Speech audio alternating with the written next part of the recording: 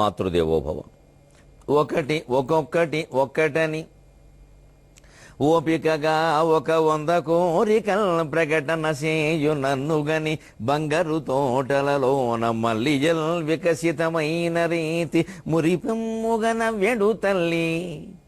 ఒకటి ఒక్కొక్కటి ఒక్కటని ఓపికగా 100 కోరికల్ ప్రకటన చేయు నన్నుగని బంగారు తోటలలోన మల్లిజల్ వికసితమైన రీతి మురిపెమ్ముగన వెడు తల్లి. ఇంటిలో లుకలుకలట్టులున్నవి ఇంటిలో లుకలుకలట్టులున్నవి త్రిలోచని నన్నని లాభమున్నదే. ఇంటిలో లుకలుకలట్టులున్నవి త్రిలోచని నన్నని లాభమున్నదే. ఏబిఎన్ ఆంధ్రజ్యోతి ప్రేక్షక మహాశయులందరికీ నవజీవన వేదం అనే కార్యక్రమంలో 885 భాగానికి స్వాగతం పలుకుతున్నాం. మనకంటే చాలా చిన్న చిన్న దేశాలు, మన దేశంలో ఒక రాష్ట్రం పాటి జనాభా కూడా లేని దేశాలు, మనలాగే 100 ఏళ్లు బ్రిటిష్ వాళ్ళ చేత పీడింపబడినప్పటికీ సత్వరంగా అభివృద్ధి చెందిన దేశాలు ఎందుకు చెందాయో ఆలోచిద్దాం. ఎక్కడ లోపం ఉందో కనుక్కుందాం, లోపాన్ని సవరించుకుందాం. ఇదే సముద్రం చెబుతోంది మనకి. చూడరేమిటి, తెలుసుకోరేమిటి? వలసలధిక్కరించిన జపాను పురోగమనమునందు నిష్కలుషిత దేశభక్తి కొడిగట్టని ఆశయు మాతృభాషలో విలసితమైన విద్య ధృతివీడని దీక్షయు ప్రాత క్రొత్త మేల్ కలయికలన్న హేతువులు కనగరావి సమన్వయించిన. ప్రాత కొత్త మేల్ కలయిక ఎప్పుడూ మన దేశంలో ఇది చాలా ముఖ్య సమస్య. పాతది మొత్తం పనికిరాదు అనేవాళ్ళు ఎక్కువ. వీళ్ళు ఏదో కొత్తది పట్టుకొస్తూ ఉంటారు. ఎక్కడి నుంచి పట్టుకొస్తారో తెలియదు. అసలు పురాణ కాలాన్ని కానీ వేదశాస్త్రాలను గురించి కానీ ప్రశంసాత్మకంగా ఒక్క ముక్క మాట్లాడడం వీళ్ళకి నచ్చదు. పాతలో మంచి ఎంత ఉందో చెడ్డ అంత ఉంది. ఇప్పుడు అర్జెంటుగా చెప్పమన్నారా నిన్న వేదిక మీద విషయాన్ని? ఆ చెడ్డ వదిలేయచ్చుగా, మంచి స్వీకరించచ్చుగా. ఇంకో వక్త మాట్లాడాయన పాత దాంట్లో ఉండే మంచి చెప్పాడండి. ఆయన కొత్తదనాన్ని వ్యతిరేకించలేదండి, పాత దాంట్లో ఉండి మంచి చెప్పాడు. వెంటనే వెనకాల వక్త ఏం మాట్లాడతాడంటే వీడికి ఆ పాత నచ్చదు కాబట్టి వారు చెప్పారు కానీ నేను దాన్ని పూర్వపక్షం చేస్తున్నా. ఎందుకంటే పాతలో మంచి ఎంత ఉందో ఇప్పుడు అర్జెంటుగా చెప్పాలా? శుభవార్త ఏమన్నా? పాతలో మంచి ఎంత ఉందో చెడ్డ అంత ఉంది. ఏమిటా చెడ్డ? ఏ రకంగా చెడ్డ చెప్పడం. ఎందుకంటే ఈయన నాస్తికుడు, ఈయనకి దేవుడు నచ్చదు. అసలు ముందు దేవుడి కంటే కూడా హిందూ ధర్మం నచ్చదు. మిగిలినవి నచ్చుతాయి, హిందూ ధర్మం నచ్చదు. మన కర్మ అది. ఈ దేశంలోనే 50% హిందువులకు హిందూ ధర్మం నచ్చదు, ఇతర మతాలు నచ్చుతాయి. ఇప్పుడు నాస్తికత్వం పేరు మీద హిందుత్వాన్ని విమర్శించడం, మళ్ళీ ఇతర మతాల్లో ఒక మాట అనే ధైర్యం లేదు ఈ సన్నాసికి. ఇది లోకువ. అందుకని పాతలో మంచి ఎంత ఉందో చెడ్డ ఎంత ఉంది. ఏముంది చెడ్డ? మనం ఉందనుకుందాం. ఇప్పుడు ఆయన ఏదో మంచి చెప్పాడు, నువ్వు కొత్త దాంట్లో ఉండే మంచి చెప్పరాదా? చెడ్డలు ఎందుకు వేదిక మీద? ఉండదండి అహంకారం.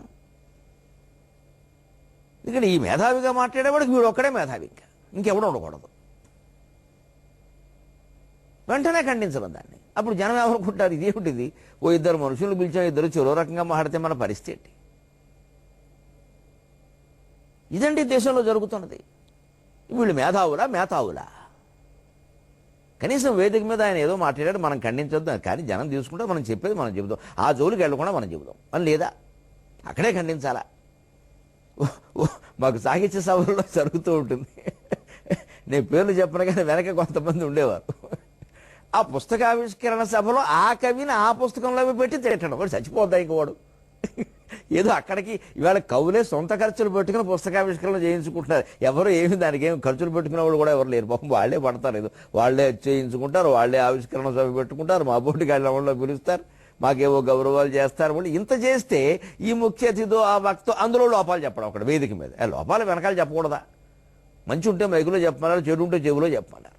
ఇప్పుడు అత్యవసరంగా ఆ పుస్తకంలో ఉండే లోపాలని వేదిక మీద చెప్పాలా?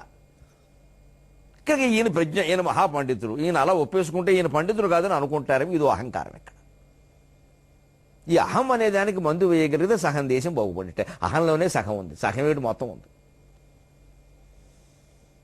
వాళ్ళు అలా చేయరండి. జపాన్ దేశంలో సహా అనేక ఇతర దేశాల్లో పాత కొత్త మేల్ కలయికలు.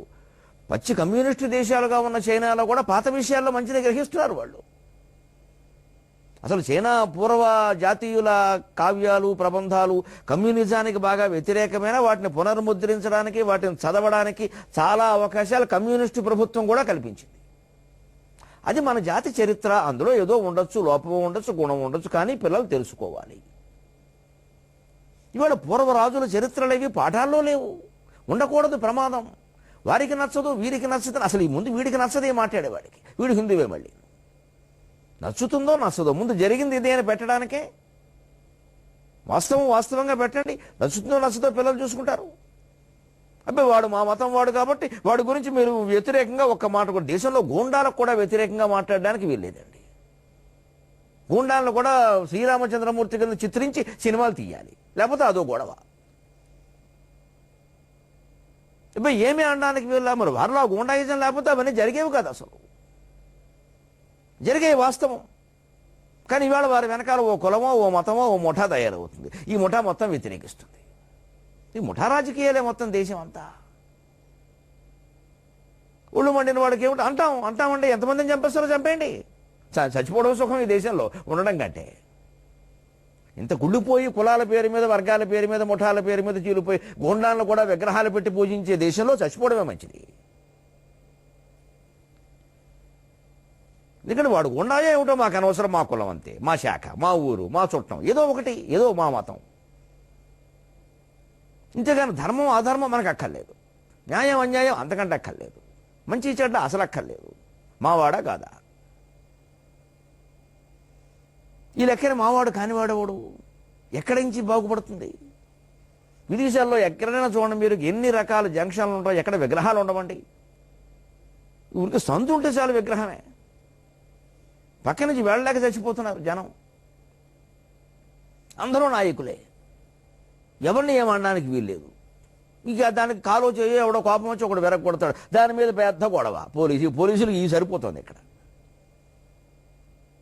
వేరే ముఖ్యమైన బాధ్యతలు చేయడానికి లేదు. ఇంక దీని మీద ఓ పెద్ద కమిషను, ఎంక్వైరీ, గొడవ. అక్కడి నుంచి మళ్ళీ ఓ బిందుల పాలు దండగా అభిషేకం. ఆ విగ్రహంలోనే మొత్తం అంతా ఉందా? మరి మనమే విగ్రహారాధన వ్యతిరేకిస్తాం మళ్ళీను. ఇది విచిత్రం అండి. విగ్రహారాధన వ్యతిరేకిస్తారు దేవాలయాల్లో జరిగేది. వీరు నాయకుడు విగ్రహం చాలా గొప్పది, దాన్ని ఎవరు ఏమనడానికి వీల్లేదు. మరి అది కూడా విగ్రహారాధనే కదా.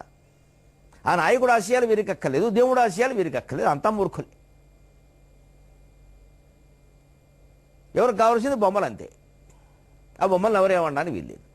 వీడు బొమ్మలాగా గడిపేస్తాడు జీవితాన్ని. విదేశాల్లో అలా ఉండదు. చాలా దేశాల్లో, ముఖ్యంగా జపాన్ లాంటి చోట. వలసలు ధిక్కరించిన జపాను పురోగమనమునందు నిష్కలుషిత దేశభక్తి కొడిగట్టని ఆశయు, మాతృభాషలో విలసితమైన విద్య ధృతివీడన దీక్షయు, ప్రాత క్రొత్త మేల్ కలయికలన్న హేతువులు కానగరావే సమన్వయించిన. ప్రాత కొత్త కలుపుకుని పోతారు. ప్రాత కొత్త కలుపుకుని పోవాలయ్యా అని ఎప్పుడో చెప్పాడు కాళిదాసు. పురాణమిత్యేవన సాధు సర్వం నచాపి కావ్యం నవమిత్యవద్యం సంత పరీక్షాన్యతరద్భజంతే మూఢక పరప్రత్యయనేయ బుద్ధికి. పాత దాంట్లోనూ కొంత మంచి ఉంటుందయా, కొత్త దాంట్లోనూ కొంత మంచి ఉంటుందయా, నీకేది అవసరమో అది కలుపుకుంటూ వెళ్ళవయ్యా అన్నారు. పాతం తిట్టేవాడొకడు, కొత్తం తిట్టేవాడొకడు, ఎలా బాగుపడుతుందండి ప్రపంచం? పైగా జపాన్కి మనకి లేని ప్రతికూలతలు ఎన్ని ఉన్నాయో తెలుసా? మనకి ఉన్న కొండలు కానీ, మనకి ఉన్న నదులు కానీ, మనకి ఉన్న పెట్టని కోట లాంటి హిమాలయ పర్వతాలు కానీ, మనకి ఉన్న గొప్ప సంస్కృతి కానీ, మనకి ఉన్న గొప్ప మతం కానీ, మనకి ఉన్న గొప్ప కొన్ని వేల ఏళ్ల ఆధ్యాత్మిక పరంపర కానీ వారికి లేదండి. వనరులు చాలా తక్కువ, తుఫానుల రాకలు పోకలెక్కువ. వనరులు చాలా తక్కువ, తుఫానుల రాకలు పోకలెక్కువ. ఎచ్చిన వరదలను ప్రమాదములు చీటికి మాటికి భూమి వంకగా గుణగుణలాడు నిండ్లు. చీటికి మాటికి భూమి వంకగా గుణగుణలాడు నిండ్లు. కనుగొమ్ము జపాను పురోభివృద్ధి కవి, కనుగొమ్ము జపాను పురోభివృద్ధి. మిమ్మనుటయుగాదుగాని కనరా పరికింపరా ప్రకదేశముల్. మిమ్మనుటయుగాదుగాని కనరా పరికింపరా ప్రకదేశముల్. వనరులు చాలా తక్కువ. మనకున్నటువంటి నదీ నదాలు కానీ, పర్వతాలు కానీ ఏం లేవండి వారికి. దేశంలో 90% పండని భూమి, పర్రభూమి అండి. పైగా తుఫానులు ఎక్కువ, తుఫానుల రాకలు పోకలు ఎక్కువ, ఎచ్చిన వరదలు ప్రమాదములు, తుఫానుల కారణంగా అస్తమానం ఉన్న నదులు పొంగడమే ప్రమాదాలే. చీటికి మాటికి భూమి వంకగా గుణగుణలాడు నిండ్లు, మాటి మాటికి భూకంపాలు, ఇళ్లు కూలిపోవడం, దానికి అనుగుణంగా కట్టుకున్నారు. వడమంది భూకంప ప్రదేశం, మన భూమే భూకంపం ఎక్కువగా వచ్చే చోట ఉంది. ఇప్పుడు ఉన్నటువంటి ఈ మకా మార్చడానికి ఇదేమన్నా ఊరికే మంచమా కంచమా? మనం మారలేం, మన దేశం ఇది, ఇక్కడే ఉండాలి, మనకు తప్పదు. కాబట్టి భూకంపం వచ్చి కూలుకుపోయినా కూడా పెద్ద నష్టం రాకుండా ఇల్లు కట్టుకుందాం అని ప్రణాళిక వేసుకున్నారండి. భూమి వంకగా గుణగుణలాడు నిండ్లు, గుణగుణలు అంటూ ఉంటే ఏదో పేకమేడల్లాగే, పేకమేడలు లాంటివే జపాన్లో ఇళ్ళు. ఎప్పుడు కూలిపోతాయో తెలియదు. ఎప్పటికప్పుడు వేల మంది నిరాశ్రయులైపోతున్నారు, అయినా వాళ్ళు తట్టుకున్నారు. కనుగొమ్ము జపాను పురోభివృద్ధి మిమ్మనుటయు కాదు గాని కనరా పరికింపరా ప్రక్క దేశములు. ఇన్ని పక్క దేశాలు ఉంటే ఏం నేర్చుకోరా? ఊరికే అక్కడికి వెళ్ళాం ఇక్కడికి వెళ్ళాం, ఏదైనా ఒకటి జరగాలి అంటే వెంటనే పలానా దేశానికి చూసి రావడం కోసం 10 మంది సభ్యులను పంపించాం, 10 కోట్లు అయిపోతాయి. ఇక్కడ ప్రతిదానికి విదేశాలు పంపిస్తూ ఉంటాం, శాసనసభ్యుల్ని మంత్రుల్ని, కోట్లు ఖర్చు అయిపోతూ ఉంటాయి. ఇవి వచ్చి ఏం చేస్తారో తెలియదు. అక్కడికి వచ్చి ఏమంటారు, వాళ్ళకి ప్రజలకి భాగస్వామ్యం ఎక్కువ. ఆ విషయం ఇక్కడే తెలుసు మనకి, అక్కడికి వెళ్ళక్కర్లేదు దానికోసం. దీనికోసం వెళ్ళడం ఏమిటి? ఇంత చేసి వచ్చి చేసే వ్యాఖ్యానం అంతే. అక్కడ ప్రజలు చాలా చైతన్యవంతులండి. మన దగ్గర ప్రజలను చైతన్యవంతులను చేయడం కోసం ఎవరైనా ప్రయత్నిస్తే వాడు నాస్తికుడిని ముద్రేస్తాం మనం. ఆ చైతన్యవంతులు కానివ్వం మనం. అక్కడ చూసి వచ్చాం, చైతన్యవంతులు అయ్యారు. మనకి చైతన్యం నచ్చదు, చేదస్తం నచ్చుతుంది. ప్రతిదానికి పొద్దున్న లేచి ఎవడు మొహం చూసాం, ఏ ముహూర్తంలో మొదలెట్టాం, రాహుకాలమా యమగండమా, ఇవి మాటలు బాగానే వచ్చింది. మనకి చైతన్యం నచ్చదు. మరి ఇంకెందుకు వెళ్ళడం అంటే అదో కాలక్షేపం, ప్రజాధనం వృధా. ప్రజలకు ఏం తెలుసు, లెక్కల అమాయకులు. 8 కోట్లు మనం మింగేది, 800 వాడికి బారేసేది, ఏదో పథకం అని చెప్పేది. వాడు 800 సగం పైరు బారేస్తాడు, లోపల బారేస్తాడు, సరిపోయి చారా కోట్లో బారేసాడు. వాడు మొత్తంలో మునిగాడు అంతే. ఇంక ఈవీఎంలు అయితే బ్యాలెట్లు అయితే ఏదైనా ఒకటి అజ్ఞానం జనంలోంచి పోవాలి, కానీ వీటిలో ఏముంటుందండి? వెనక ఆడలేక మధ్యలో ఓడు అనేవారు, ఇప్పుడేమో ఎన్నికల్లో నెగ్గలేక ఈవీఎం లోటు అంటున్నారు. వారు నెగ్గినప్పుడు ఈవీఎంలు బాగా పనిచేసేవారు ఢిల్లీలో. ఇప్పుడు వచ్చే ఎన్నికలు వస్తున్నాయి, ఎందుకని బెంగగా ఉంది కేజ్రీవాల్ గారికి. ఈవీఎంలు వంకట, మనం చేసిన వంకర పనులే వంక. ఇది తేడా. ఇక్కడే మనం జాగ్రత్త పడాలి. కనరా పరికింపరా ప్రక్క దేశములు. పోనీ జపాన్ ఇంకా పెద్ద దేశం అండి, ఇంకా చిన్న దేశాలు ఉన్నాయి. నార్వే, నెదర్లాండ్ గురించి ఒక మాట ఉందండి. ప్రపంచం అంతా భగవంతుడు నిర్మించాడు, నెదర్లాండ్ మాత్రం డచ్ వారే నిర్మించుకున్నారు. ప్రపంచ చరిత్రలో ఇదొక సామెత. ప్రపంచం అంతా భగవంతుడు నిర్మించాడు, కానీ నెదర్లాండ్స్ మాత్రం డచ్ వారు నిర్మించుకున్నారు. ఎందుకని? నా ప్రవాహమాపెన నెదర్లాండ్ ప్రజ. సముద్రం ఆనందంగా చెబుతోంది, నా ప్రవాహమాపెన నెదర్లాండ్ ప్రజ అడ్డుకట్ట వేయు హరులవోలే మనోజవం మారుతతుల్య వేగం జితేంద్రియం బుద్ధిమతాం వరిష్టం వాతాత్మజం వానరయోధ ముఖ్యం శ్రీరామదూతం శిరసా నమామి. మన దగ్గర రామాయణ కాలంలో జరిగిన కథేనండి. మన ఊరికి హనుమంతుని చాలీసే చదువుకుంటూ హారతులు ఇచ్చుకుంటూ కూర్చున్నాం. వాళ్ళు దాన్ని ఆచరించారు. ఆచరించిన వాడు గొప్పవాడు, హారతి ఇచ్చిన వాడు గొప్పవాడు. ఆలోచింతురుగాక. మనకి హారతులు ఉంటే చాలు, పైగా 1 కోటి మంది హారతి ఇస్తున్నారని ఇంకాస్త పొగ ఎక్కువ అవుతుంది. వచ్చేది ఏం లేదు అక్కడ. ఒక్కడు ఆచరిస్తున్నాడు అనమనంటే సంతోషిస్తాం. 1 కోటి మంది హారతి ఇచ్చారండి, 1 కోటి మంది పారాయణ చేశారండి, 1 కోటి మంది గంతులు వేశారండి. ఇదే. ఒక్కడు కూడా ఆచరించడు. వాళ్ళు ఆచరిస్తున్నారు. వాళ్ళకి రామాయణం ఉందో లేదో నాకు తెలియదు, ఆచరిస్తున్నారు. ఉన్నవాళ్ళం మనం ఆచరించట్లా. నా ప్రవాహమాపన నెదర్లాండ్ ప్రజ అడ్డుకట్టవేజు హరులమోలే నీటి నాపి భూమి నిర్మించుకున్నారు డచ్చి పట్టుదలను మెచ్చవలదే. డచ్ వారంటారు నెదర్లాండ్స్ వారు. వాళ్ళు చాలా గొప్పవాళ్ళు అయ్యా కవి. చిన్న జాతి అయ్యా, చిన్న జాతి. ఇవాళ ప్రపంచం మొత్తం మీద ఆనందంగా ఉన్న దేశాలు ఏవి అని పట్టిక తీస్తే నెదర్లాండ్స్, ఐస్లాండ్, ఫిన్లాండ్. మన ల్యాండ్ ఎక్కడుందో, ల్యాండ్ ఆర్డర్ చేతుల్లో ఉంది ఇక్కడ. నార్వే, అవి వచ్చేయండి. ఆనందంగా ఉన్న దేశాలు. ఏదో జీడిపి ఎక్కువగా ఉండేవి కాదు. ఈ జీడి ఎవరికి కావాలి? ఈ జీడి ఇప్పుడు జీడి బంక జీడి. ఆర్థికాభివృద్ధి ఒక అభివృద్ధి, ఆనందం నిజమైన అభివృద్ధి. నా ప్రవాహం ఆపేనా నెదర్లాండ్ ప్రజ. నా ప్రవాహాన్ని ఆపేసిందయా నెదర్లాండ్ ప్రజ. ఎంత గొప్పవాడు వాడు. పైగా అడ్డుకట్ట వేయు హరుల వలె. కవి, మీకు ఆ చరిత్ర గొప్పది కాదయ్యా. మీ కాలంలో, రామాయణ కాలంలో వానరులందరూ రాముని యొక్క అనుగ్రహంతో వారధి కట్టుకోలేదా? మన దాన్ని కూడా ఏం చేస్తామంటే విచిత్రం, రాముడు మహిమను ప్రతి మహిమేం లేదమ్మా అక్కడ. రామాయణం చదవండి దయచేసి, మహిమ ఏమీ లేదు. రాముడు ఒక్క రాయి మీద కూడా చెయ్యలేదు.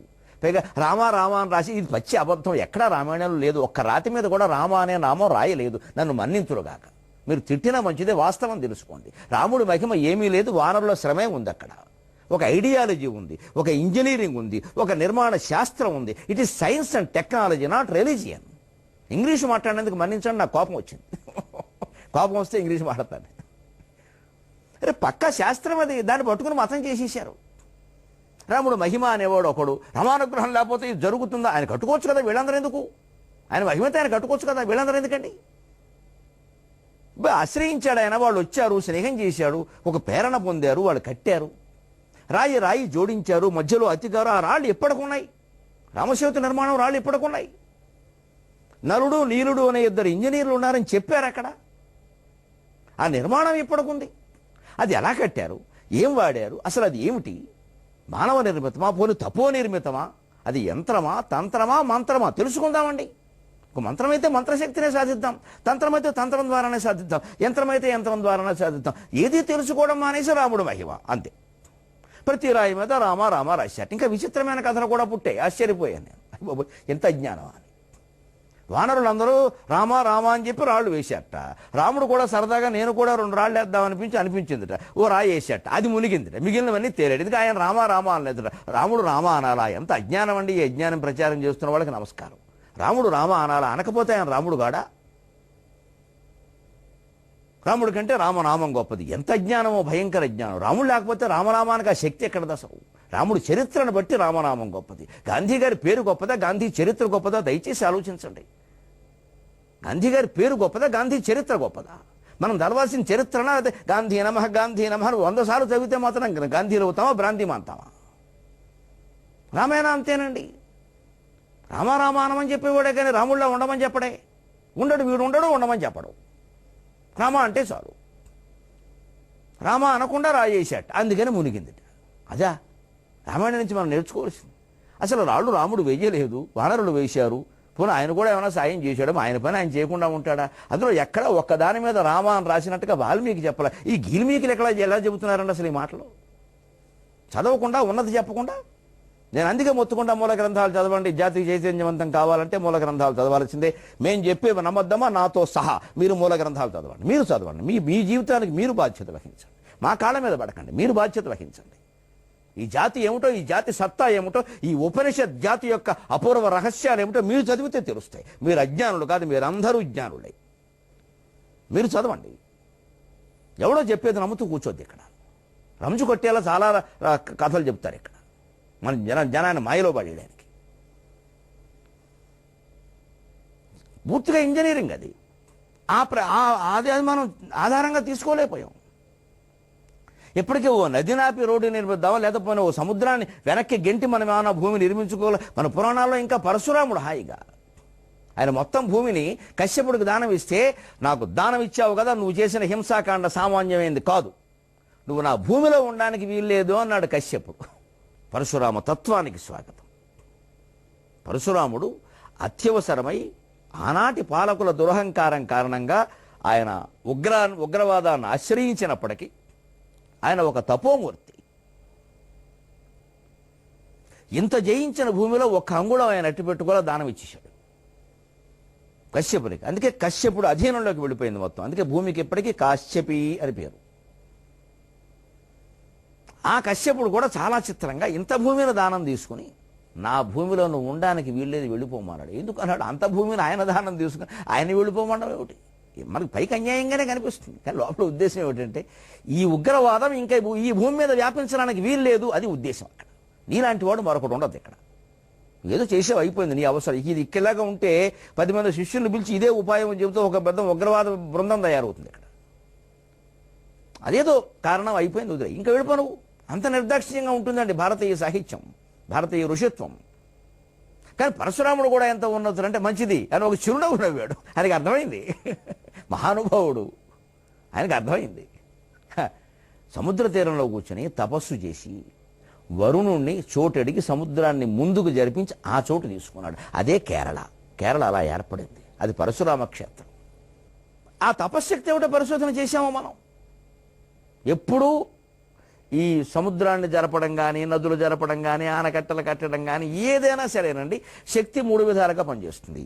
యంత్రశక్తి, తంత్రశక్తి, మంత్రశక్తి. 3 విధాలుగా. పదార్థం ఘన రూపంలో ఉన్నప్పుడు యంత్రశక్తి పనిచేస్తుంది. పదార్థాన్ని ద్రవ రూపంలోకి మార్చగలిగితే తంత్రశక్తి పనిచేస్తుంది. యజ్ఞం, అందుకే అందులో యజ్ఞంలో ద్రవాలు వాడతారు, ఘనాలు వాడరు. ఆజ్యం వాడతారు, నెయ్యి ద్రవం.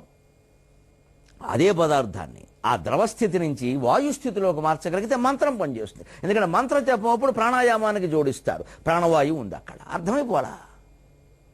పదార్థానికి 3 స్థితులు ఉన్నాయి: ఘనస్థితి, ద్రవస్థితి, వాయుస్థితి. దాన్నే ఇంగ్లీష్లో solid state, liquid state, gaseous state అన్నారు. పదార్థ స్వరూపాన్ని మార్చగలిగితే తంత్రశక్తి పనిచేస్తుంది, యజ్ఞం పనిచేస్తుంది. యజ్ఞం శాస్త్రీయం.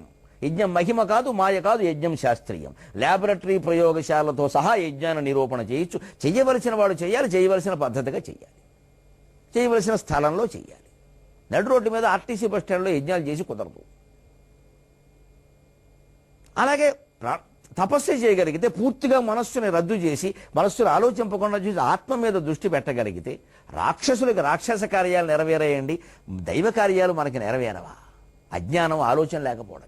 ఈ 3 శక్తులు ఉండబట్టే మీకు లలితా సహస్రంలో ఎక్కడైనా చూడండి, సర్వయంత్రాత్మిక, సర్వతంత్ర రూప, మనోన్మని, సర్వయంత్రాత్మిక, సర్వమంత్ర స్వరూపిణి, సర్వయంత్రాత్మిక, సర్వతంత్ర రూప. 3 ఒక చోట వస్తాయి. యంత్ర, తంత్ర, మంత్ర. మహాతంత్ర, మహామంత్ర, మహాయంత్ర, మహాసన 3 ఒక చోట వస్తాయి. సర్వయంత్ర, సర్వతీర్థాత్మికే, సర్వతంత్రాత్మికే, సర్వయంత్రాత్మికే, సర్వమంత్రాత్మికే, సర్వపీఠాత్మికే, సర్వతత్వాత్మికే శ్యామలా దండకంలో 3 ఒక చోట వస్తాయి. ఇచ్ఛాశక్తి, జ్ఞానశక్తి, క్రియాశక్తి స్వరూపిణి, సర్వాధారా సుప్రతిష్ఠ, సదసద్రూపధారిణి. ఇచ్ఛాశక్తి మంత్రశక్తి, సంకల్పం. జ్ఞానశక్తి, తంత్రశక్తి, యజ్ఞం, పరిజ్ఞానం. క్రియాశక్తి, యంత్రశక్తి. 3 ఒకటే. ఒకదానికి 3 రూపాలు. Matter is energy, energy is matter.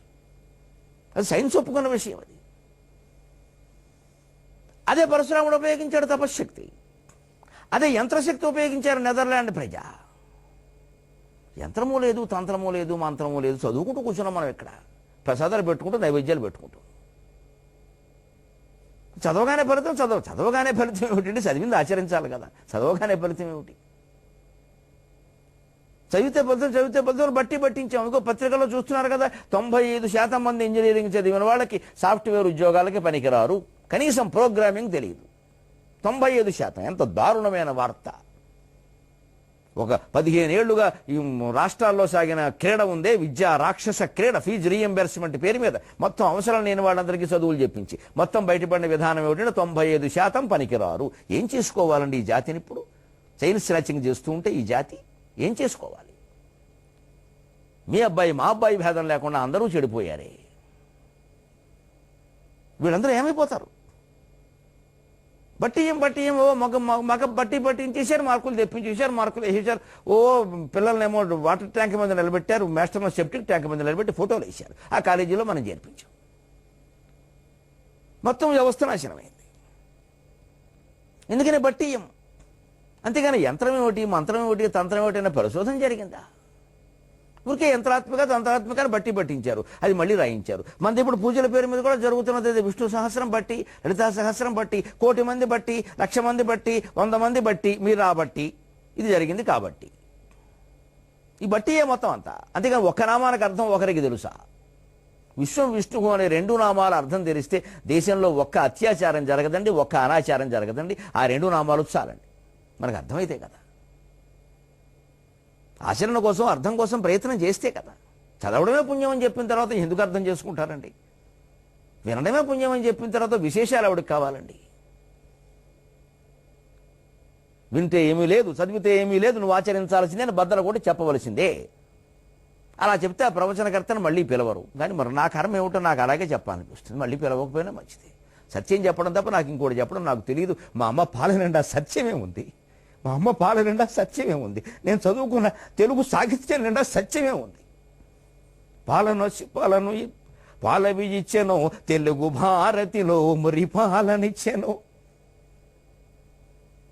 నాకు ఒక్కోసారి చాలా బాధగా ఉంటుంది. అమ్మా నువ్వు వెళ్ళిపోయావు, నన్ను ఎందుకు కట్టి పెట్టావు ఇక్కడ, నీతో పాటు లాక్కుపోక. ఇంకా నేను ఏం చెయ్యాలి ఇక్కడ? పాలవి ఇచ్చెను తెలుగు భారతిలో మురి పాలనిచ్చెను, కేలను నొగ్గుబట్టెను మృగీ మదమందున నిగ్గుబట్టెను, కేలను నొగ్గుబట్టెను మృగీ మదమందున నిగ్గుబట్టెను, లాలలు మోసెను సుఖ విలాలిత భోగి ఫలాలు మోసెను, లాలలు మోసెను సుఖ విలాలిత భోగి ఫలాలు మోసెను, చాలనరాని చాలనలేని పద్య సుమ సౌరభముల్ వెదజల్లె గుండెలన్. బ్రహ్మలోకంలో ఉన్న మా అమ్మకి నమస్కారం. ఆ బాలనన్న సత్యమే, నాకెందుకో అదే చెప్పాలనిపిస్తుంది. ప్రాణ ప్రమాదం అని తెలిసి కూడా ఎంతోమంది హెచ్చరిస్తున్నారు, అయినా సరే అదే చెప్పాలనిపిస్తుంది. ఒక మూర్ఖుడికి ఎంతమంది చెప్పినా వినకుండా వాడు మూర్ఖత్వానికి వాడు కట్టుబడినట్టే నాకు సత్యానికే కట్టుబడాలనుంది. నా పిచ్చి నాకు ఆనందం, సంతోషం, ఏం పర్వాలా. నా పిచ్చి నాకు ఆనందం, అది సత్యం పిచ్చి. దీనికి ముగింపు లేదు. సెలవు.